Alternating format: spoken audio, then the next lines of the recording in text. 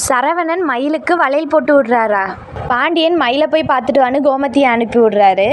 மயில் கோமதியை பார்த்த உடனே ரொம்பவே சந்தோஷப்படுறாங்க. மயில் அவங்க அம்மாட்ட சொல்கிறாங்க, பாருமா அத்தை வந்திருக்காங்கன்னு சொன்ன உடனே. ஆனாலும் மயிலோட அம்மா கோமதியை தான் பிடிச்சி திட்டுறாங்க.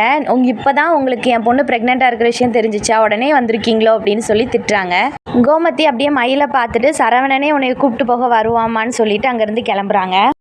சரவணனும் மயிலை பார்க்க வந்தோடனே மயில் ரொம்பவே சந்தோஷப்படுறாங்க. ஆனால் சரவணன், இந்த குழந்தைய வேணால் நான் ஏற்றுக்கிறேன், உன்னையெல்லாம் ஏற்றுக்க முடியாது, குழந்தைக்கான ஹாஸ்பிட்டல் செலவு எல்லாத்தையுமே நானே பார்த்துக்கிறேன் அப்படின்னு சொல்கிறாரு.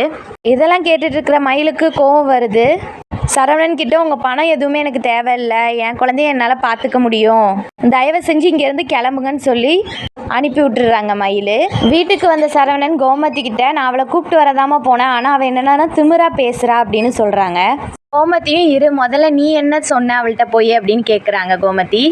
அம்மா அவள் எவ்வளோ பெரிய பொய்யெல்லாம் சொல்லியிருக்கா, அதனால் அவளெல்லாம் ஏற்றுக்க முடியாது, அவள் குழந்தைக்கான செலவை தான் ஏற்றுக்க முடியும்னு சொல்லிட்டு வந்தேன், பிரச்சனையை முடிச்சுட்டு வானா பிரச்சனையை பெருசாக்கிட்டு வந்திருக்கீரா சரவணான்னு சொல்லி கோமதி